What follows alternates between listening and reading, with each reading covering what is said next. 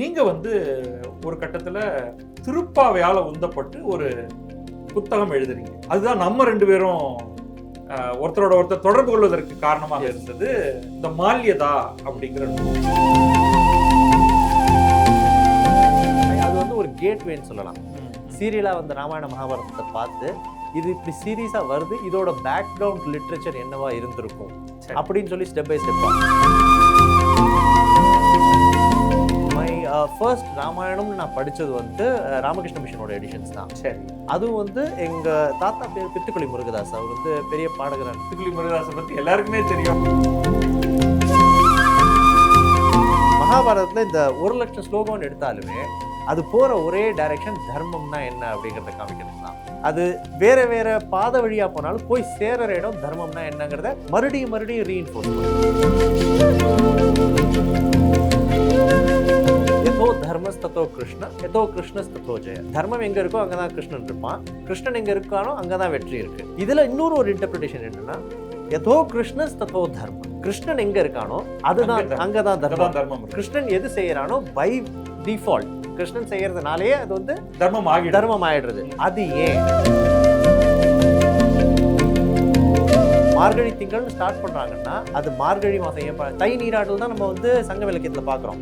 ஏன் அது வந்து மார்கழி நீராடா மாறுது? அந்த பாவை நோம்புங்கிறது ஏன் மார்கழி நடக்குது அப்படின்னா, பகவத்கீதையில் கிருஷ்ணன் வந்து மாதங்களில் நான் மார்கழி சொன்னதுனால இந்த நோம்பு வந்து மார்கழிக்கு ஷிஃப்ட் ஆகுது. மார்கழியில் நடக்கப்படுது.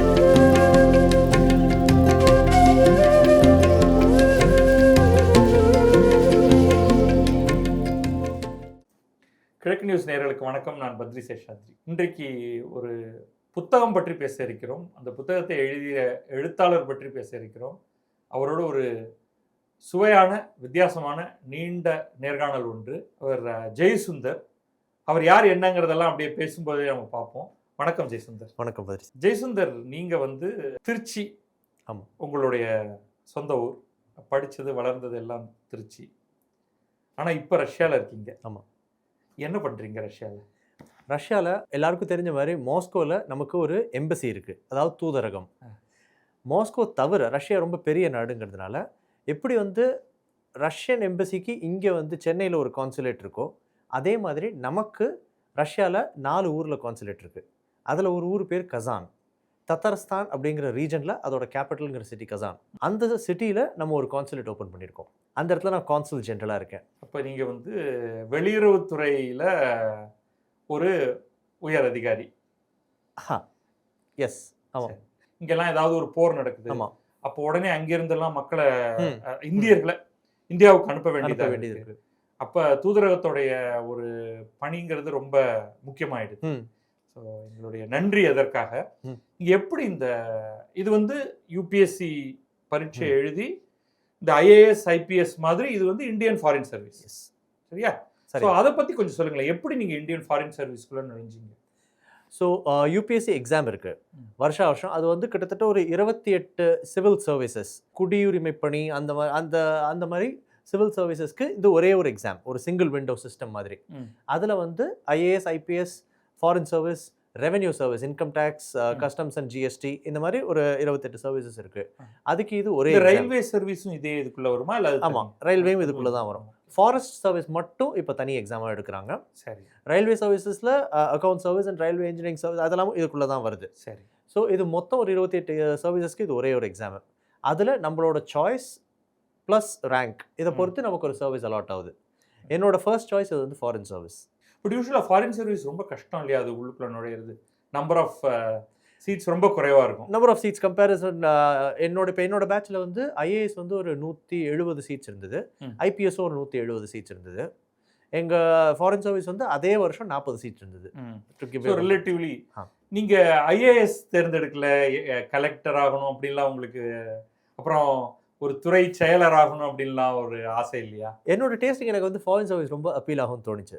இந்த யூபிஎஸ்சி எழுதுறதுக்கு முன்னாடி வந்து நான் வந்து ஒரு பார்க்லேஸ்ன்னு சொல்லிட்டு ஒரு ஃபாரின் பேங்க் ரிலேட்டட் ஆஃபீஸ் ஒர்க்கில் இருந்தேன். இங்கே சென்னையில் தான் ஒர்க் பண்ணிட்டு இருந்தேன். ஓகே. அது ப்ளஸ் அதுக்கு முன்னாடி ஒரு கால் சென்டரில் ஒர்க் பண்ணிட்டு இருந்தேன். அந்த experience maybe it would have ஒரு சப்கான்ஷியஸாக கான்ட்ரிபியூட் பண்ணியிருக்கிறதுக்கு ஒரு வாய்ப்பு இருக்குது. அது ஒரு சர்வதேசம் அப்படிங்கிற ஒரு ஐடியா உள்ள வந்து ஒரு ஐடியா ப்ளஸ் ஒரு இன்ட்ரெஸ்ட் அந்த பக்கம். சரி. எந்தெந்த நாடுகள்லாம் இது வரைக்கும் பணி செஞ்சிருக்கீங்க? ஒர்க் அப்படின்னு பார்த்தீங்கன்னா ரஷ்யா ஃபர்ஸ்ட். அங்கே தான் வந்து எடுத்தெடுப்புலயே ரஷ்யா. ஒவ்வொரு ஃபாரின் சர்வீஸ் ஆஃபீஸரும் ஒரு ஃபாரின் லாங்குவேஜ் கற்றுக்கிட்டு எக்ஸாம் எழுதணும்.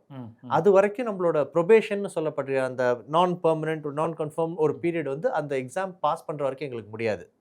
ஸோ ஐஏஎஸ் ஐபிஎஸ்ஸை கம்பேர் பண்ணும்போது ஃபாரின் சர்வீஸோட ப்ரொபேஷன் கொஞ்சம் கூட.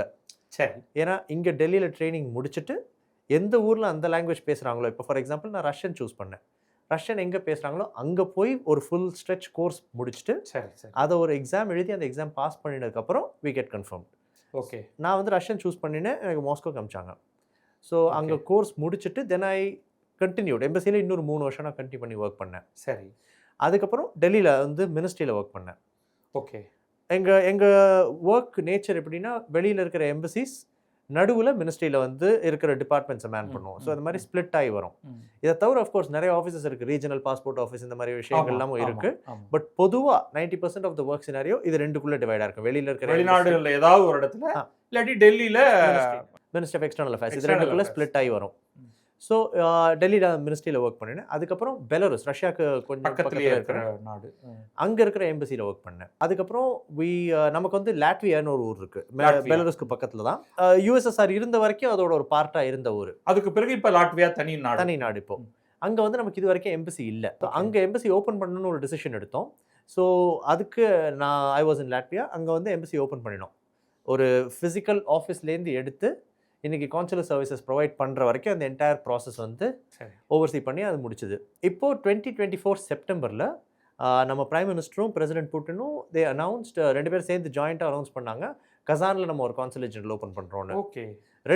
புது ஆஃபீஸ். இதுவும் புது ஆஃபீஸ். 2 புது ஆஃபீஸ் ரஷ்யாவில் ஓப்பன் பண்ணுறோம். ஒன்று கசான், இன்னொரு எக்கத்தரின்பர்க்னு ஒரு ஊர். அந்த 2 ஊர்லேயும் புது கான்சுலேட்ஸ் ஓப்பன் பண்ணுறோம். ஸோ கசான் ஆஃபீஸை நான் ஓப்பன் பண்ணுறேன். Very good. நம்ம வந்து அந்த அயலுறவுத்துறை பற்றி எதுவுமே பேச போகிறது.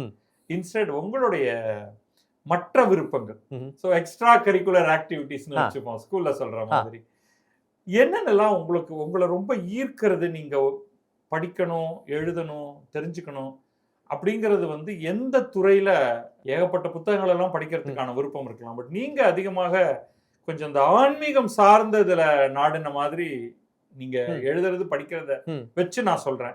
ஸோ அது நீங்களே சொல்லிடுங்களா, அது உங்களுடைய விருப்பத்துறை அப்படின்னு.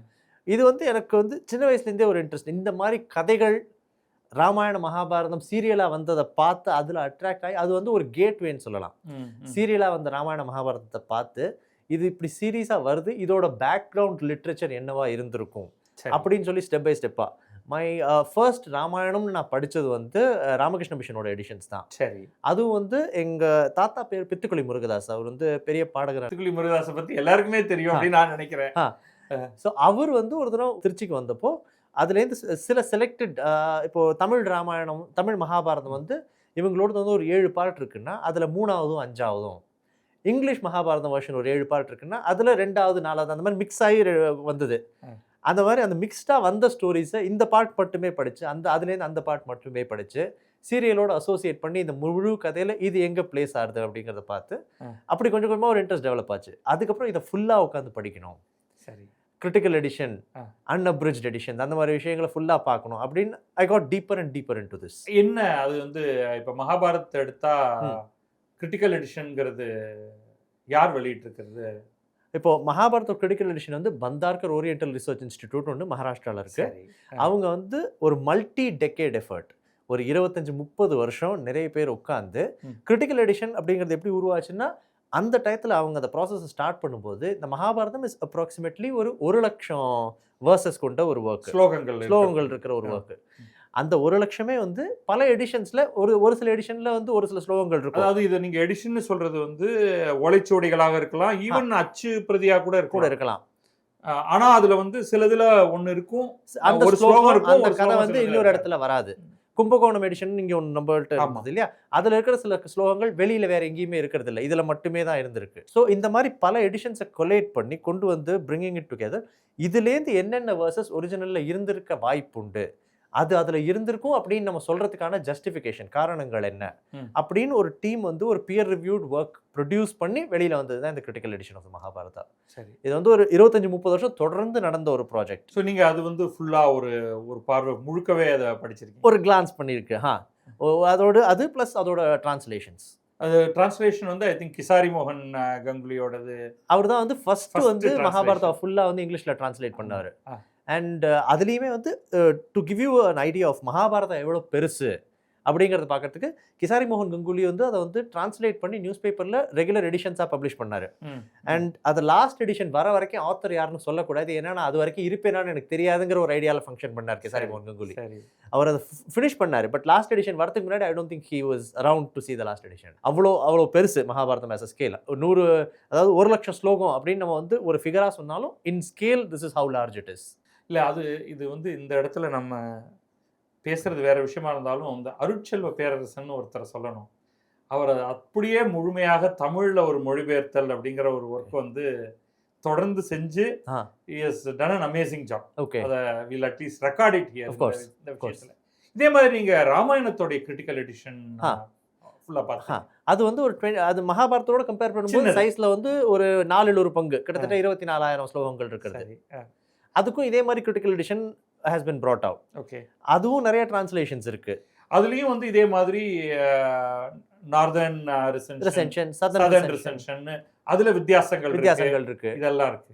ஸோ இதுவும் வந்து கிரிட்டிக்கல் எடிஷன். இது உங்களுக்கு என்ன கொடுத்தது? இந்த மாதிரி கிரிட்டிக்கல் எடிஷன்லாம் படிச்சதுல இருந்து என்ன ஒரு ஐடியா உங்களுக்கு கிடைச்சது? இப்போ மகாபாரதம்ங்கிறது ஒரு 1,00,000 ஸ்லோகம் நம்ம சொன்னாலுமே அது வந்து இப்போ ரோட்ல இருக்கிற 1,00,000 வண்டியை நம்ம ஏற்ற மாதிரி பார்க்குறோம்னா ஒரு சேர்ந்த மாதிரி ஒரு 100 வண்டி பார்க்குறோம். 100 வேற டைரக்ஷனுக்கு போகுது. வேற எங்கேருந்தோ ஆரம்பிச்சிருக்கும், வேற எங்கேயோ போய் முடியும். அது எடுக்கிற ரூட்டும் வேற, அது அவங்க போகிற லட்சியமும் வேற. மகாபாரதத்தில் இந்த 1,00,000 ஸ்லோகம்னு எடுத்தாலுமே அது போகிற ஒரே டைரக்ஷன் தர்மம்னா என்ன அப்படிங்கிறத காமிக்கிறது தான். அது வேற பாதை வழியாக போனாலும் போய் சேர இடம் தர்மம்னா என்னங்கிறத மறுபடியும் ரீஇன்ஃபோர்ஸ் பண்ணுது. புருஷார்த்தம்ங்கிற அந்த ஃப்ரேம் ஒர்க்குக்குள்ள தர்மம்ங்கிற அந்த எடிஃபிஸை எப்படி கன்ஸ்ட்ரக்ட் பண்ணுது அப்படிங்கிறது தான் மகாபாரதத்தோட கோர் மெசேஜ். ஸோ இது வந்து உங்களுக்கு ஒரு விதத்தில் ஒரு கிரவுண்டிங்னு சொல்லலாம். உங்களுடைய ஒரு ஆன்மீக பயணத்தில் மேற்கொண்டு விஷயங்களை தெரிஞ்சுக்கிறதுல ராமாயணமும் மகாபாரதமும். பாகவதம் இந்த இடத்துல எங்க வருது? இப்போ மகாபாரதம் நம்ம எடுத்தோம்னா அதுல ஒரு பேசிக் ஸ்டோரி இருக்கு. அதுல கிருஷ்ணன் ஒரு கேரக்டர் நடுவில் வராரு ஒரு இடத்துல. அந்த ஸ்வயம்பரத்துல கிருஷ்ணர் இன்ட்ரடியூஸ் ஆறாரு. சரி. அண்ட் தென் ஸ்டோரி கடைசியில மகாபாரதம் முடிகிற ஸ்டேஜ்ல கிருஷ்ணர் பிளேஸ் அ கீ ரோல். அந்த ஈவெண்ட்ஸை வந்து முன்னாடி தள்ளுறதுல கிருஷ்ணரோட ஸ்டோரி, கதையை நகர்த்திட்டு போறதே கிருஷ்ணர் தான். அவர் தான் சாரதி, பார்த்த சாரதிங்கிறதுனால அவர் கதையை அவர் தான், கதையோடைய சாரதியும் அவர் தான் கதையை முன்னாடி ஒவ்வொரு இடத்துலையும் ஸ்டெப் பை ஸ்டெப்பாக கொண்டு போறாரு. அந்த டாய்எக்ஸ் மெஷினான லேட்டில் சொல்லுவாங்க இல்லையா, காட்ஸ் ஹேண்ட் அப்படின்னு. கதை எங்கேயாவது ஒரு இடத்துல ஸ்டக் ஆகும்போது கிருஷ்ணர் வந்து அதை வந்து இன்னும் தள்ளி முன்னாடி கொண்டு போறாரு. அப்படி இருக்கிற கிருஷ்ணரோட குழந்தை பருவம் எப்படி இருந்ததுங்கிறது நம்ம ஹரிவம்சத்துல எடுக்கிறோம். அதாவது அது முழுமையாக உங்களுக்கு மகாபாரதத்துல கிடையாது. பலர் வந்து தவறாக கூட ராமருடைய கதை ராமாயணம், கிருஷ்ணருடைய கதை மகாபாரதம் நினைச்சுக்கிறாங்க. அது கிடையாது. அது வந்து பரத வம்சத்துல வந்தவங்களோட கதை. கரெக்ட். சோ ஆனா கிருஷ்ணர் கொஞ்சம் தான் இருக்காரு அதுல. ஆனா கிருஷ்ணருடைய இளமை பருவம்லாம் நீங்க சொல்ற மாதிரி ஹரிவம்சம்ன்ற இன்னொரு நூல்ல வருது. அதே மாதிரி இப்போ வந்து மகாபாரதத்துல வந்து ஒரு ரொம்ப எல்லாருக்கும் தெரிஞ்ச ஒரு ஸ்லோகம் வந்து யதோ தர்மஸ் ததோ கிருஷ்ண யதோ கிருஷ்ணஸ் ததோ ஜெய. தர்மம் எங்க இருக்கோ அங்கதான் கிருஷ்ணன் இருப்பான், கிருஷ்ணன் எங்க இருக்கானோ அங்கதான் வெற்றி இருக்கு. இதுல இன்னொரு ஒரு இன்டர்பிரிட்டேஷன் என்னன்னா யதோ கிருஷ்ணஸ் ததோ தர்ம. கிருஷ்ணன் எங்க இருக்கானோ அதுதான் அங்கதான் தர்மம். கிருஷ்ணன் எது செய்யறானோ பை டிஃபால்ட் கிருஷ்ணன் செய்யறதுனாலே அது வந்து தர்மம் ஆயிடுறது. அது ஏன் அப்படின்னு பார்த்தோம்னா அதுக்கான எக்ஸ்பிளனேஷன் பாகவத புராணத்துல கிடைக்குது. கிருஷ்ணன்கிறவன் ஒரு பரமாத்மா, அதனால அவன் தான் இந்த யூனிவர்சஸ் வந்து இந்த பஞ்சகர்ம சிருஷ்டிச்சு அதை வந்து சஸ்டெயின் பண்ற ஒரு ரோல்ல இருக்கிறதுனால அவன் செய்யறது ஆட்டோமேட்டிக்கா தர்மமா அண்டர்ஸ்டாண்ட் பண்ணிக்கப்படுறது. அதுக்கான எக்ஸ்பிளனேஷன் ஒய் கிருஷ்ணா இஸ் அப்படின்னு சொல்லி அதுக்கான இது வந்து நமக்கு பாகவத புராணத்துல கிடைக்கிறது. சரி. பாகவத புராணம்ங்கிறது 18 புராணங்கள்ல ஒரு பார்ட்டா இருந்தாலுமே அதுக்குன்னு ஒரு ஸ்பெஷல் ரோல் கொடுத்து அந்த ஸ்ரீமத் பாகவதம் நம்ம பார்க்கறதுக்கு காரணம் அதுல கிருஷ்ணனை பத்தி மகாவிஷ்ணுவை பத்தி சொல்லப்படுற விஷயங்கள். ஸோ அருமை. ஏன்னா இது வந்து சில குழந்தைகளுக்கான எடிஷன் கூட இருக்கு. இந்த 3 நூல்கள் நீங்க சொன்னது ராமாயணம், மகாபாரதம், பாகவதம். இதுல பலதரப்பட்ட பல வயதினை சேர்ந்தவர்களும் படிக்கக்கூடியதாக இருந்தாலும் குழந்தைகளுக்குன்னு கொஞ்சம் சானிடைஸ் பண்ணி பல விஷயங்களை ஆங்கிலத்திலையும் எளிமையாக்கப்பட்டு நிறைய நூல்கள் பல எடிஷன்ஸை சொல்லலாம். அதில் ஒன்று வந்து இது கமலா சுப்பிரமணியம்ங்கிறவங்களுடைய ஒரு சீரீஸ் ஆஃப், ஏன்னா நம்ம புத்தகத்தை பற்றி பேசுறதுனால I want also keep giving it. இதெல்லாம் வந்து இன்றைக்கு அமேசான்லேயே கிடைக்கிறது. ரொம்ப அருமையான நூல்கள். எளிமையான ஆங்கிலத்துல நான் சொல்றது, இது ஆங்கிலத்துல கிடைக்கிறது. ராமகிருஷ்ணா மிஷன்ல தமிழ் எளிமையான எடிஷன்ஸ் வந்து தொடர்ச்சியா கிடைக்கிறது. இப்ப இது எல்லாத்தையும் ஒரு இடத்துல நிறுத்துவோம். Okay okay. ஸோ உங்களுடைய இது இந்த பேக்ரவுண்ட் ஒரு குறிப்பிட்ட காரணத்துக்காக தான் I wanted to develop that. நீங்க வந்து ஒரு கட்டத்துல திருப்பாவையால உந்தப்பட்டு ஒரு புத்தகம் எழுதுறீங்க. அதுதான் நம்ம 2 பேரும் ஒருத்தரோட ஒருத்தர் தொடர்பு கொள்வதற்கு காரணமாக இருந்தது.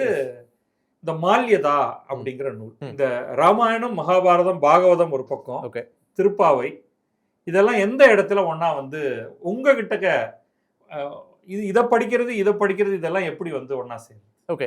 ஸோ இப்போ திருப்பாவைன்னு எடுத்தோம்னா என்னோட ஃபர்ஸ்ட் இன்ட்ரோடக்ஷன் டு திருப்பாவை இப்போ மார்கழி மாதம் நமக்கு வந்து டிசம்பர் மிடில்லேருந்து ஆரம்பிச்சு நம்ம கணக்குக்கு நமக்கு ஃபெமிலியரான ஒரு கேலண்டர்னு பார்த்தா டிசம்பர் நடுவுலேருந்து ஆரம்பிச்சு ஜனவரி மார்கழி மாதம் ஆரம்பிக்கும் போது நமக்கு அப்போ தான் ஹாஃப் இயர்லி எக்ஸாம்ஸ் வந்து முட்டிட்டு நிற்கும். இல்லை ஹாஃப் இயர்லி ஆரம்பித்து அது நடுவில் அந்த ஸ்டேஜில் வந்துட்டுருக்கோம். அப்போ வந்து பை டிஃபால்ட் எக்ஸாமுக்காக சீக்கிரம் எழுந்துக்கிறோம், மார்கழிக்காக கோயிலுக்கு போகணுன்னு சீக்கிரம் எழுந்துக்கிற பெரியவங்க இருக்கும்போது குழந்தைங்களாம் எக்ஸாமுக்காக சீக்கிரம் எழுந்துக்கிறதும் நடக்குது. கோயிலில் போடுற அதே பாட்டு, வீட்டில் போடுற பாட்டு, இது எல்லாத்தையும் கேட்டு வளர்றோம். ஸோ எங்கள் தாத்தா பித்துக்குளி முருகா சொன்னேன் இல்லையா, அவர் வந்து ஒரு அந்த டயத்தில் கேசட்ஸ் இருந்தது. இந்த 60, 90 அந்த கேசட்ஸ் டிடிகே அந்த இது இருந்தது இல்லையா. அதில் வந்து ஒரு சைடு ஒரு செட் ரெக்கார்ட் ஆகிடுச்சுன்னா இன்னொரு சைடில் வேறு ஏதாவது ரேண்டமாக வந்து கனெக்ட் ஆகி ரெக்கார்ட் ஆகிருக்கும். சரி. ஃபார் சம் ரீசன் அதே மிக்ஸ்டு. இப்போ வந்து ஃபார் எக்ஸாம்பிள் எங்கள் தாத்தாவோட வந்து விநாயகர் திருப்பள்ளி எழுச்சி, அது வந்து ஒரு கேசட்டில் ஒரு சைடில் திருப்பள்ளி எழுச்சி ரெக்கார்ட் ஆகிருக்கு. சரி. அதோட பேக் சைடில் அவர் பாடின திருப்பாவை பாட்டு ரெக்கார்ட் ஆகிருக்கு. சரி. விநாயகர் திருப்பாவை கனெக்ஷன் இல்லை, பட் ஃபார் சம் ரீசன் அது ரெண்டும் சேர்ந்து ஒரு கேசட்டாக வந்திருக்கு. அது இப்போ வந்து ரோமன் சேரியட்டோட வீல் ஸ்பேஸ் வந்து இன்னைக்கு ரோடு ஸ்பேஸ் வரைக்கும் வர மாதிரி இன்னைக்கு யூடியூப்ல போஸ்ட் ஆயிருக்க அதே வீடியோவும் அது ஒரு செட்டாக போஸ்ட் ஆயிருக்கு. திருவிநாயகர் திருப்பதியும் திருப்பாவையும் சேர்ந்து ஒரே வீடியோவா யூடியூப்ல இருக்கு. சரி. போய் பார்த்தீங்கன்னா அப்படிதான் இருக்கும். ஸோ அந்த கேசட் கேட்கும்போது மார்கழி மாதம் காலங்காத்தால விநாயகர் திருப்பதியும் ஸ்டார்ட் பண்ணி பின்னாடி வரும்போது திருப்பாவை, அந்த இதில் வந்து 4 திருப்பாவை இருந்தது. 1, 2, 3, 5. சரி. இது நாளும் நான் கேட்டேன். எனக்கு அந்த part immediately I connected with it. அப்போ நான் சொல்லும்போது எனக்கு வந்து ஒரு 8 வயசு 9 வயசு ஸ்டேஜில். சரி. அப்போவே ஐ காட் ஒரு இன்னேட் அட்ராக்ஷன். இது என்ன திடீர்னு நமக்கு புரிகிற மாதிரி இருக்கே. ஓகே. மார்கழி திங்கள் மதிய இது வரைக்கும் நம்ம வேறு ஏதோ கேட்டுட்ருக்கோம். இது வந்து தமிழ் ஒன்று நமக்கு தெரிஞ்ச பாஷை, அதுலேயும் யூஸ் பண்ணுற வார்த்தைகள் நமக்கு வந்து இமீடியட்டாக ஃபெமிலியராக இருக்கு. பெரும்பாலும் 100% சொல்லணும். ஒரு 80, அதாவது ஒரு நல்ல தமிழ் ஸ்கூல்ல படிக்கக்கூடிய அல்லது தமிழ் பாடங்களை ஒழுங்கா சொல்லித்தரக்கூடிய ஸ்கூல்ல படிக்கக்கூடிய மாணவருக்கு 80% வார்த்தைகளுக்கான அர்த்தம் புரிஞ்சிடும். பிளஸ் அதுல அதோட அர்த்தம் இன்னைக்கு நம்ம யூஸ் பண்ற அதே அர்த்தம் தான் அப்படிங்கிறது கூட ஒரு ஃபேக்டர். ஃபார் எக்ஸாம்பிள் நாற்றம்னு ஒரு வேர்டு எடுத்துக்கிட்டோம்னு வச்சுக்கோங்களேன். திருப்பாவையில் இல்லாட்டினாலும் இதுல வருது நாச்சியார் திருமொழியில். நாற்றம்ங்கிறது நம்ம நாற்றம்னு சொன்ன உடனே மூக்க பிடிக்கிறது தான் நம்ம மைண்ட்ல ஒரு இமேஜ் கிரியேட் ஆகுது. பட் அந்த நாற்றத்தோட மீனிங் வந்து நறுமணம். இன்னைக்கு அதோட எக்ஸாக்ட் ஆப்போசிட் நம்ம யூஸ் பண்றோம். பட் அப்படி இல்லாம திருப்பாவையில் இருக்கிற முக்காவாசி வேர்ட்ஸ் வந்து இன்னைக்கும் அதே மீனிங்ல நம்ம அதே கான்டெக்ட்ல யூஸ் பண்றோம். ஸோ அது இமீடியட்டா ரிலேட்டபிளா இருந்தது. சரி.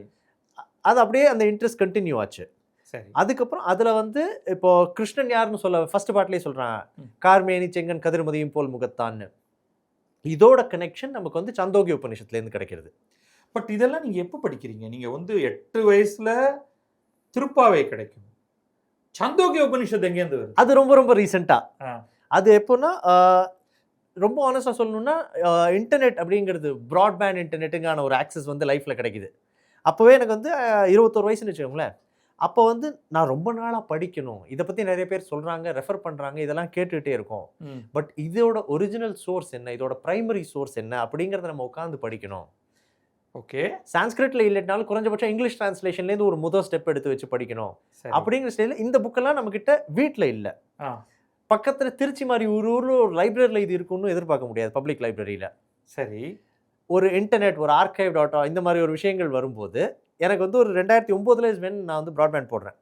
அது யூபிஎஸ்சி ப்ரிப்பரேஷனுக்காக போட்டதுங்கிறது அது ஒரு காரணம். சரி, அது இருக்கட்டும். பட் ப்ராட்பேண்ட் இருக்குங்கும்போது இந்த மாதிரி விஷயங்கள் நம்ம படிக்கிறதுக்கு ஈஸியாக அவைலபிளாக இருக்குங்கும்போது டவுன்லோட் பண்ணுறோம். பிடிஎஃபாக டவுன்லோட் பண்ணி படிக்க ஆரம்பிக்கிறோம். அப்போ வந்து இந்த கனெக்ஷன்ஸ் பிகின் டு அப்பியர். அன்னைக்கு நம்ம அங்கே அதை பார்த்தோம், இதோட ரெஃபரன்ஸ் இங்கே இருக்குது அப்படிங்கிறது அப்போ அதை படிக்கும்போது தெரிய வருது.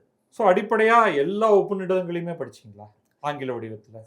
எல்லாம் படிச்சேன்னுலாம் சொல்ல முடியாது, மெயினானது படிச்சிருக்கேன். சரி. அதில் பார்ட்ஸ் செக்ஷன்ஸ் ஆஃப் இட், முக்கியமான செக்ஷன்கள், அடிக்கடி கோட் பண்ணக்கூடிய செக்ஷன்கள். ஏன்னா அங்கே தான் நமக்கு கனெக்ட் கிடைக்கிறது. ஸோ அவங்களுக்கு வந்து இந்த உபநிடதங்களை படிக்கும் பொழுது அதில் இருக்கக்கூடிய சில வாக்கியங்கள் எல்லாம் படிக்கும் பொழுது வேறு இடங்களில் படித்த துதிப்பாடல்கள், இப்போ ஒரு விதத்தில் வந்து திருப்பாவை எந்த வரையறையில நான் வந்து வெறும் பக்தி பாடல்கள்ங்கிற ரேஞ்சுக்குள்ள நான் அடக்கிடல, பட் அதுல வர ஒரு ஃப்ரேஸையும் இதுல இருக்கிற ஒரு ஃப்ரேஸையும் உங்களால கனெக்ட் பண்ண முடியும்.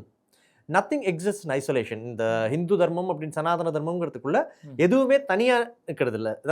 இது எல்லாமே வந்து வேதத்தின் அப்படிங்கிற அந்த மூலத்திலேருந்து, இப்போ வந்து ஆகாசாதி பதினெட்டுன்னு சொல்ற மாதிரி அந்த மேகத்திலேருந்து ஆரம்பிச்சு கடல் வரைக்கும் அதே தண்ணி தான் வருது அப்படிங்கிற மாதிரி வேதம்ங்கிற மேகத்திலேருந்து ஆரம்பிச்சு எல்லாமே நம்ம வந்து ஆறு குளம் குட்டைங்கிறது அந்த உபனிஷதங்கள் பகவத்கீதை இதெல்லாமே அங்கேருந்து தான் அந்த ஸ்ட்ரீம் ட்ரா ஆகி வருது. அப்படிங்கும் போது இந்த connections begin to appear more and more visibly, இன்னும் தெளிவாக தெரிய ஆரம்பிக்குது. ஸோ இதெல்லாம் படிக்கிறீங்க, ஒரு மாதிரி வந்து உங்களுக்கு இப்போ வந்து ஒரு மல்டிபிள் கனெக்ஷன்ஸ் ஓடிட்டு இருக்கு. இது வந்து ஒரு புத்தக வடிவில் நீங்க எப்படி எந்த கட்டத்தில் யோசிக்க ஆரம்பிக்கிறீங்க? நான் வந்து பெலருஸ் ஒர்க் பண்ணேன்னு சொன்னேன் இல்லையா, அப்போ வந்து நான் டெல்லியிலேருந்து பெலருஸ் வந்து 2021 மேல போனேன். அப்போ வேற ஒரு விஷயம் பற்றி படிச்சுட்டு இருக்கும்போது அப்போ வந்து திருப்பி இந்த திருப்பாவை கனெக்ஷன் வந்தது. இதை நம்ம இங்கே பார்த்துருக்கோம் அப்படிங்கிறது வந்து அங்கேருந்து ட்ரா இங்கே வந்தது. அதனால அதை பற்றி எழுதலாமே. அப்போ வந்து நான் வந்து most frequent go to platform writing அப்படின்னா வந்து அப்போ வந்து ட்விட்டர் தான் எனக்கு. இப்போ எக்ஸ்ன்னு சொல்கிறோம் இல்லையா, என்னெல்லாம் அதில் பண்ண ஆரம்பிச்சிங்க? அதில் பலவேறு த்ரெட்ஸு, ஏதாவது ஒரு ஹிஸ்ட்ரி கான்செப்ட் எடுத்து, ஃபார் எக்ஸாம்பிள் சாணக்கியா அர்த்தசாஸ்திரத்தில் வந்து எழுத்து அப்படிங்கிற விஷயத்தை பற்றி எப்படி இருக்குது, எழுத்துக்காகவே அதாவது ஒரு விஷயத்தை ரெக்கார்ட் பண்ணுறதுக்காகவே அஃபிஷியல்ஸ் இருக்காங்க, அந்த அஃபிஷியல்ஸை பற்றி சாணக்கியா இதில் எழுதியிருக்காரு. ஸோ இப்போ வந்து எழுத்து வடிவம்ங்கிறது இந்தியாவில் வந்து வந்து ரொம்ப பின்னாடி வந்துச்சு அப்படின்னு யாராவது சொன்னாங்கன்னா அப்படி இல்லை. இந்த மாதிரி லிப்பிங்கிறது அஃப்கோர்ஸ் நமக்கு வந்து பதஞ்சலியோடதுலேயே இருக்குது, அஷ்டத்தியாயிலேயே லிப்பிங்கிற வார்த்தை வந்துடுது. அதை தாண்டி நம்ம வந்து இந்த மாதிரி விஷயங்கள் லேகாத்தியக்ஷாங்கிற மாதிரி ஆட்கள் இருக்காங்க. ஸோ சில்வருங்கிற இப்போ ருப்பி இருக்கு இல்லையா, ருப்பி அப்படிங்கிற வேர்டு வந்து நடுவில் எங்கேயோ வந்தது அப்படின்னு சொல்லப்படுது. பட் ருப்பிங்கிறது சில்வரோட ஒரு சான்ஸ்கிரிட் வேர்டு, ரூபாங்கிறதுலேருந்து தான் வருது. ரூபியா அதுக்கு முன்னாடி வெள்ளிங்கிறது வந்து இன்றைய ருப்பி வரைக்கும் வந்திருக்கு. அதுக்கான மென்ஷன் நமக்கு வந்து அர்த்தசாஸ்திரத்திலேயே கிடைக்குது. ஸோ இந்த மாதிரி விஷயங்களுக்கு வந்து பிரைமரி சோர்ஸ்லேருந்து எடுத்து அதை ஒரு த்ரெட்டாக எழுதுறது, இல்லை வேற ஏதாவது ஒரு ஸ்டோரி, ஒரு பர்டிகுலர் இன்சிடென்ட். இப்போ வந்து ஹனுமான் முதல் தரம் சீதையை பார்க்கும்போது அசோகவனத்தில் பார்க்கும்போது அவங்க 2 பேருக்குமான கான்வர்சேஷன் என்னத்தை பற்றி பேசினாங்க அப்படிங்கிறத ஒரு இதுவாக எழுதுறது. இல்லை இந்த யக்ஷ பிரஷ்னம்னு வந்து மகாபாரதத்தில் ஒரு பாட்டு வரும், யக்ஷனுக்கும் ஒரு யுதிஷ்டனுக்குமான கான்வர்சேஷன், கேள்வி பதில், அதை ஒரு இதுவாக எப்படி த்ரெட்டாக எழுதலாம் அப்படிங்கிற மாதிரி விஷயங்கள் சின்னதாக ஒரு ஐடியா எடுக்கிறோம். ஒரு பெரிய ஸ்டோரியை த்ரெட்டாக எழுத முடியாது ஆப்வியஸ்லி. சின்னதா ஒரு ஐடியா, ஒரு எபிசோட். ஒரு விதத்துல நீங்க வந்து ஒரு ட்விட்டர் எழுத்தாளர். நான் இதை வந்து குறைவாக மதிப்பிட்டு சொல்லல. ட்விட்டர்ங்கிற ஒரு பிளாட்ஃபார்ம் வந்து உங்களை ஒரு எழுத்தாளராக இருக்கிறது. சரி, இப்ப நம்ம நிறைய எழுதிட்டோம், இதுல ஒரு புத்தகத்துடைய ஒரு ஸ்ட்ரக்சர் இருக்கு, இதை புத்தகமாக ஆக்கணும் அப்படிங்கிறது பிளஸ் இதுக்குள்ள நம்ம திருப்பாவையும் கொண்டு வரணும். எப்படி அது நடந்தது? ஸோ இப்போ மின்ஸ்கில் நான் இருக்கிற இந்த மாதிரி த்ரெட் எழுதிட்டு இருக்கும்போது ஒரு தடவை வந்து இதை மாதிரி ஒரு நாளைக்கு ஒரு த்ரெட் எழுதுறோம், அப்புறம் 3 வாரத்துக்கு எதுவுமே எழுதுறது இல்லை, அப்புறம் மறுபடியும் ஏதாவது ஒன்று எழுதுறோங்கிறதுக்கு ஒரு சிஸ்டமேட்டிக்காக ஏதாவது பண்ணலாம். அப்படிங்கும்போது அதே டயத்தில் இப்போது கோஇன்சிடென்ஸ் இல்லை டிவைன் ஆர்டினன்ஸ் அப்படி எப்படி வேணால் சொல்லிக்கலாம். அதே டயத்தில் திருப்பாவை பற்றி ஒரு கனெக்ஷனும் வந்தது. அப்போ வந்து இது எழுதினா 30 நாள் எழுதலாமே, 30 பாட்டு இருக்கே, ஈக்குவலி டிவைடபிள் பீசஸாக 30 பாட்டு இருக்குது, 30 நாளைக்கு எழுதக்கூடிய விஷயங்கள். ஸோ மார்கழி வேற வந்துருந்தது. அப்போ தான் சரி, இந்த மார்கழி மாதமே எழுதுவோம், மார்கழி 1ஆம் தேதி ஆரம்பித்து கடைசி நாள் வரைக்கும் திருப்பாவே தொடர்ந்து எழுதுவோம், ஒரு கன்சிஸ்டன்சி இருக்கும், ப்ளஸ் ஸ்டேபிளாக ஒன்று பண்ண முடியும். அதுவும் இருக்குது. நமக்கு இதை பற்றி தெரியும், ஃபெமிலியர் ஏரியா தான். பட் எழுதணும்னு உட்காந்தோம்னா அதை இன்னொரு தரம் பார்ப்போம், சரி, வேற ஒரு லெவல் டச் பண்ணிட்டு தான் எழுத ஆரம்பிப்போம். சரி, ஸோ இது எல்லாத்துக்குமே அது ஹெல்ப் பண்ணுன்னு சொல்லிட்டு தான் வந்து த்ரெட்டாக எழுத ஆரம்பித்தேன். ஸோ அப்போ வந்து என்னென்னலாம் உங்களுடைய சோர்சஸ்ன்னு வச்சுப்போம். ஸோ ஒன்று வந்து திருப்பாவே பேசிக் டெக்ஸ்ட். நம்ம ஏற்கனவே பார்த்தோம், 8 வயசுல இருக்கக்கூடிய ஒரு குழந்தைக்கே அதோடைய கிட்டத்தட்ட 70-80% மேலோட்டமான தமிழ் வார்த்தை புரிதல் வந்துருது. பட் திருப்பாவைங்கிறது வந்து அது மட்டும் தானா அப்படிங்கிற ஒரு பெரிய கேள்வி வருது. ஸோ என்னென்ன எதெல்லாம் உங்களுக்கு கற்றுக் கொடுத்த புத்தகங்கள் அல்லது உபன்யாசங்கள் அப்படின்னு எதையெல்லாம் சொல்லுவீங்க? இப்போ Thiruppavai is the textbook example of நம்ம கிளாசிக்னு ஒன்று சொல்கிறோம் இல்லையா, ஒரு ஒர்க்கை வந்து கிளாசிக்னு சொல்கிறோம்னா அது ஏன் சொல்கிறோம் அப்படின்னா அது வந்து எல்லா காலத்துக்கும் எல்லா வயதிற்கும் எல்லா மக்களுக்கும் போய் சேரக்கூடிய ஒரு பொருள். சேருதாங்கிறது வேற விஷயம், சேரக்கூடிய ஒரு பொருள்ங்கிறதுனால சொல்றோம். இப்போ திருப்பாவை வந்து ஒரு 8 வயசு குழந்தை படிக்கும்போது அதுல பாட்டு இருக்கு, அதுல ஒரு ரைம் வருது, சரியா? அதுல ஒரு எதுக மூணை இருக்கு, ஒரு சொற்றொடர் வருது. இதெல்லாம் வந்து அவங்களுக்கு இம்மீடியட்டா அப்பீல் ஆகும். அவங்க அந்த திருப்பாவைக்குள்ள இருக்கிற பிலோசாபிக்கல் மீனிங்ல படிப்பாங்களா அப்படின்னா கண்டிப்பா கிடையாது. பட் அதே ஆள் 16 வயசுல படிக்கும்போது அதே திருப்பாவை பாட்டு அவங்களுக்கு வேற ஒரு மீனிங்கை கொடுக்குது. இது வந்து திருப்பாவைக்கு மட்டும் இல்லாம கிளாசிக்னு சொல்லப்படுற மகாபாரதம் எல்லாத்துக்குமே பார்க்கலாம் நிச்சயமா. ஸோ அந்த மாதிரி ஒரு ஒர்க் இருக்கும்போது நம்ம வந்து இன்னொரு ஸ்டேஜில் அதை பார்க்குறோம் அப்படிங்கும்போது அதுக்கான ரிசர்ச் பண்ணுறோம். ஸோ இந்த திருப்பாவையில் இப்படி சொல்லப்படுற விஷயங்கள் ஆண்டாள் ஏதோ ஒரு வார்த்தை இந்த வார்த்தைக்கு எதிகையாகுங்கிறதுனால மட்டுமே போடுறதில்ல, அதுக்கு பின்னாடி ஒரு லாங் மீனிங் இருக்குது. அங்கேருந்து தான் அந்த வார்த்தையோட ஒரிஜின் வருது. சரி, மார்கழி திங்கள்னு ஸ்டார்ட் பண்ணுறாங்கன்னா அது மார்கழி மாதம், ஏன் தை நீராடல் தான் நம்ம வந்து சங்க இலக்கியத்தில் பார்க்குறோம். ஏன் அது வந்து மார்கழி நீராடாக மாறுது, அந்த பாவை நோம்புங்கிறது ஏன் மார்கழி நடக்குது அப்படின்னா பகவத்கீதையில் கிருஷ்ணன் வந்து மாதங்களில் நான் மார்கழி சொன்னதுனால இந்த நோன்பு வந்து மார்கழிக்கு ஷிஃப்ட் ஆகுது, மார்கழியில் நடக்கப்படுது. அதுக்கான ஆரிஜின் அப்படின்னு பார்த்தோம்னா நோன்புங்கிறது ஏன் எடுக்கிறாங்க, கிருஷ்ணானுபவங்கிறத அடையணுங்கிறதுக்காக நோன்பு எடுக்கிறாங்க. இதுதான் ஃபர்ஸ்ட் டைம் இப்படி ஒரு நோன்பு எடுக்கிறாங்களா, இதுக்கு முன்னாடி ஏதாவது நோன்பு எடுக்கப்பட்டிருக்கா அப்படிங்கிறதுக்கான ரெஃபரன்ஸ் நமக்கு பாகவத புராணத்துல கிடைக்குது. சங்க இலக்கியங்கள்ல உங்களுக்கு நோன்பு பற்றி தகவல் எங்கெல்லாம் வருது? சங்க இலக்கியங்கள்ல இந்த தை நீராடுதல் மென்ஷன் பண்ணப்படுது. அதே மாதிரி வேற சில இடங்கள்ல நோன்பு மென்ஷன் பண்ணப்பட்டிருக்கு. பட் இந்த பர்டிகுலர் பாவை நோன்பு வித் தி அப்ஜெக்டிவ், அதாவது குறிக்கோள் என்ன, ஒரு கடவுளை அடையிறது அப்படிங்கிற குறிக்கோள்ங்கிறது வந்து பாகவத புராணத்துல சொல்லப்படுது. ஓகே, அங்க வந்து கோபிகள்லாம் வந்து நாங்க வந்து கிருஷ்ணன் அடையணும், எங்களுக்கு ஏதாவது வழி சொல்லுங்கும் போது நாரதர் சொல்றாரு காத்தியாயனி விரதம்னு ஒண்ணு இருக்கு, காத்தியாயனி மகாமாயே மகாயோகின் யதீஸ்வரி அப்படின்னு காத்தியாயனை பத்தி சொல்லிட்டு அவங்க பிரேயர் என்ன, நந்தகோப சுதம் தேவி பதிம்மே குருமேமோ அப்படின்னு, எனக்கு இந்த நந்தகோப பையன் என்னோட கணவன் ஆகணும்னு சொல்லி அவங்க ப்ரேயர் பண்ணுறாங்க. அதுதான் அவங்க காத்தியாயனி விரதம். அந்த விரதத்தை அவங்க வந்து, அதாவது கிருஷ்ணர் வாழ்ந்த அந்த யுகத்தில் அவங்க அனுஷ்டிச்ச அந்த விரதத்தை நம்ம இருக்கிற கலியுகத்தில் ஆண்டாள் அனுஷ்டிக்க ட்ரை பண்ணுறா. அதுதான் அந்த பாவை நோன்பு. பட் இதுக்கு வந்து ஒரு பாகவத புராணத்தோட ஒரு கனெக்ஷன் இருக்கு. ஸோ இதை நீங்க பார்த்துட்டு உடனே வாட்டல்ஸ் வேற என்னத்தை உள்ள கொண்டு வரீங்க? இதே மாதிரி திருப்பாவையில் இருக்கிற பாசுரங்களுக்குள்ள இருக்கிற ஒவ்வொரு வார்த்தைக்குமே வேற எங்கேருந்து ஒரு ரெஃபரன்ஸ் வருது. சரி, அந்த சரணாகதின்னு அவங்க சொல்றது வந்து பகவத்கீதையோட சரம ஸ்லோகத்தோட எசன்ஸ். அது நாலாயிரத்தி விபரீதத்துல விரவி இருக்கு, எல்லா பிரச்சனையே கிடையாது. இந்த கான்செப்ட் ஆஃப் சரணாகதி அது பிறகு ராமானுஜர் அதை எப்படி எடுத்து அதை டெவலப் பண்றாருங்கிறதுக்கு வந்து நாலாயிரத்தி விபரீதம் எங்க பார்த்தாலும் இருக்கு. நோன்பு as such அதை விட்டுட்டு நம்ம the rest of திருப்பாவைங்கிறத பார்த்தோம்னா அதில் இருக்கிற ஃபிலோசபிக்கல் கான்செப்ட்ஸ் அது எல்லாமே வந்து இந்த பிரஸ்தானத்ரைன்னு சொல்லப்படுறதுலேருந்து ட்ரா ஆகி தான் வந்திருக்கு, முக்கியமாக பகவத்கீதையிலேருந்து. ஸோ இது வந்து நீங்கள் பிரஸ்தானத்ரை சொல்கிறீங்க. பிரஸ்தானத்ரை அப்படின்னு சொல்லும் பொழுது அது வந்து வேதாந்தம், பிரம்மசூத்திரம், பகவத்கீதை. இப்போ இந்த பர்டிகுலர் திருப்பாவையை பொறுத்த வரைக்கும் ஸ்ரீ வைஷ்ணவ ஆச்சாரியர்களுடைய கமெண்ட்ரிஸ் உங்களுக்கு வந்து உதவியாக இருந்ததா? ரொம்ப. அதை பற்றி கொஞ்சம் சொல்லுங்கள். இப்போ திருப்பாவை நம்ம எடுத்தோம்னா 30 பாசுரம், ஒவ்வொரு பாசுரத்துக்கும் 8 அடி. ஸோ மொத்தமாக பார்த்தா ஒரு 240 அடிகள், 10 பக்கத்தில் எழுதி முடிச்சிடக்கூடிய ஒரு டெக்ஸ்ட். பட் இந்த டெக்ஸ்ட்டுக்குள்ள எவ்வளோ ஃபிலோசபிக்கல் ஆழம் இருக்குங்கிறது நம்ம கமெண்ட்ரியிலேருந்து தான் தெரிஞ்சுக்கிறோம். ரொம்ப போற்றப்படக்கூடிய கமெண்ட்ரி அப்படின்னு பார்த்தா பெரியவாச்சான் பிள்ளையோட 3000 படி. ஸோ ஒரு படி அப்படின்னா அது வந்து 32 அக்ஷரங்கள், இல்லை 32 மாத்திரைகள்னு சொல்லிக்கலாம், நமக்கு புரியுற மாதிரி மீட்டர்னு உள்ள போட்டோம்னா. அது மாதிரி ஒரு 3000 × 32 எழுதப்படுது திருப்பாவைக்காக.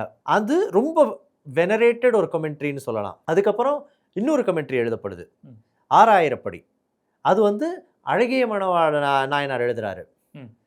அதுவும் திருப்பாவே இன்னொரு ஆங்கிள்லேருந்து அனலைஸ் பண்ணி லாட் ஆஃப் ரெஃபரன்சஸ் வந்து பெரியவாச்சான் பிள்ளையோடதும் இருக்கு, இன்னும் வேற ஆங்கிள்லேருந்தும் அதோட ரெஃபரன்சஸ் வருது.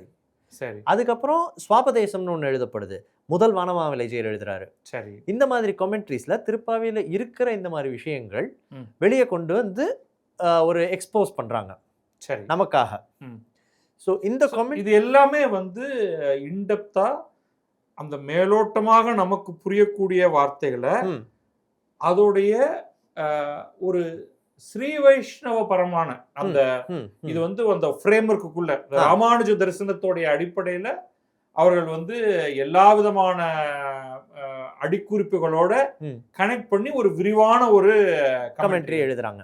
ஸோ இதை நீங்க படிக்கிறீங்க. ஆமா, இதை பேஸ் பண்ணி தான் ட்விட்டர் த்ரெட்ல சில விஷயங்கள், அந்த த்ரெட்டுங்கிற அந்த ஃபார்மேட் பெர்மிட் பண்ணக்கூடிய ஸ்பேஸ்க்குள்ளார சில விஷயங்கள் சொல்லப்படுது. அப்படி எழுதி முடிச்சுட்டு அந்த த்ரெட்டை முடிக்கிற ஸ்டேஜில் நிறைய பேர் கேட்குறாங்க, இந்த த்ரெட்டை நீங்கள் ஒரு புக்காக எழுதக்கூடாது அப்படின்னு. அந்த த்ரெட்டுங்கிற ஃபார்மேட்டில் உள்ள பிக்சர்ஸ் போடலாங்கிறதுனால நம்ம ஆர்டிஸ்ட் கேசவ் அண்ணாவோட பெயிண்டிங்ஸ் அவர் வந்து ஒவ்வொரு வருஷமும் ஒரு 2015 நினைக்கிறேன், அவர் ஒவ்வொரு வருஷமும் 30 பெயிண்டிங் திருப்பாவை ஒவ்வொரு பாசுரத்தையும் கவர் பண்ணி போட்டுருக்காரு. ஆனால் ஒவ்வொரு வருஷமும் வெவ்வேறு. ஸோ இந்த உங்களோட இந்த புத்தகத்துக்காக நான் அவரோட பேச இருந்த பொழுது அவர் வந்து ஒவ்வொரு தடவையும் கிட்டத்தட்ட அவர் வந்து யாரோ அவருக்கு ஒரு ஒன்லைனர் கொடுத்து பெயிண்ட் போடுறது, அவர் அதை அந்த பாசுரத்தை இன்டர்னலைஸ் பண்ணி அவருக்கு ஒரு ஐடியாவோ ஒரு விஷன் கிடைக்கிறது. தென் அவர் போய் அதை போய் பெயிண்ட் பண்றாரு. கிட்டத்தட்ட ஒரு மந்திர திரஷ்ட மாதிரி, ஒரு மந்திரத்தை பார்த்து அதை வந்து ஒரு ஸ்லோகமா மாத்துற மாதிரி அவர் ஒரு பெயிண்டிங்கா மாத்துறாரு.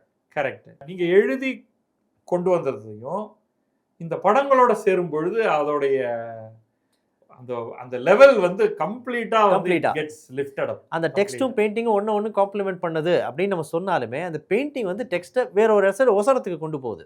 அப்படி நிறைய பேர் கேட்கும்போது தான் ஓகே இதை நம்ம புக்காக பண்ணலான்னு சொல்லிட்டு நான் யோசிக்க ஆரம்பித்தேன். ஓகே, ஸோ இப்போ புக்காக போடலாங்கும் போது ட்விட்டர் த்ரெட்டில் எழுதுகிறோம், த்ரெட்டு தான், ரைட்டிங் தான், அது ஒரு பப்ளிக் ஃபார்மேட் தான். பட் அதில் ஒரு விளையாட்டுத்தனம் இருக்குது.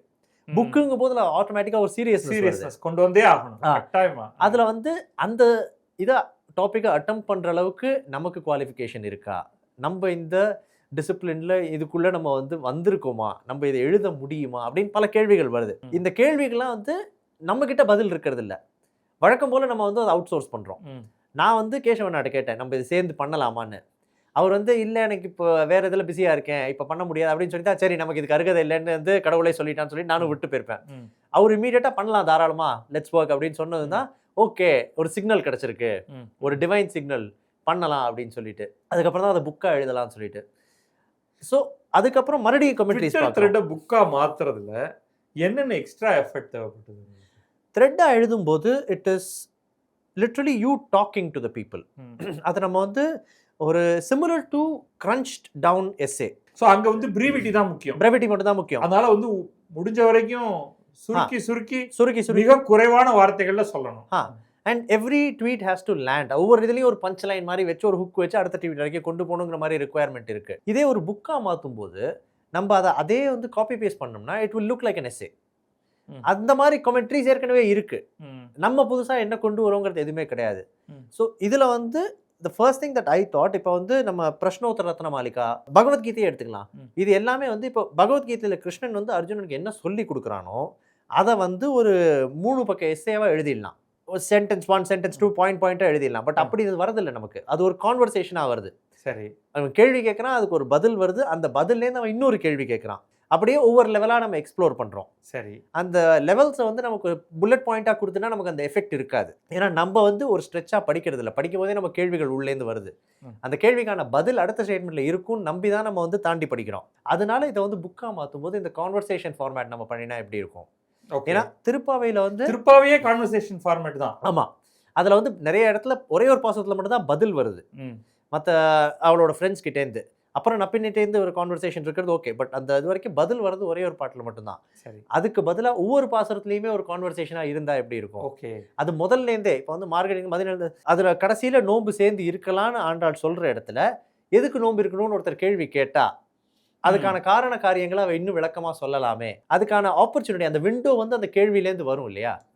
அதனால ஏன் என்ற கேள்வி கேட்காமங்கிற மாதிரி கேள்வி கேட்டு அதுக்கு பதிலாக இது வரலாம் அப்படின்னு சொல்லி தான் அந்த புக்கு டெவலப் ஆச்சு. இப்போ வந்து புஸ்தகமாக இது ஆக்கியாச்சு. புஸ்தகம் ஆக்கினதுல வந்து படங்கள் வருது அப்படின்னாலே அது வந்து ஒரு கலர் ப்ரொடக்ஷனா ஆர்ட் பேப்பரோட கொண்டு வரணும்.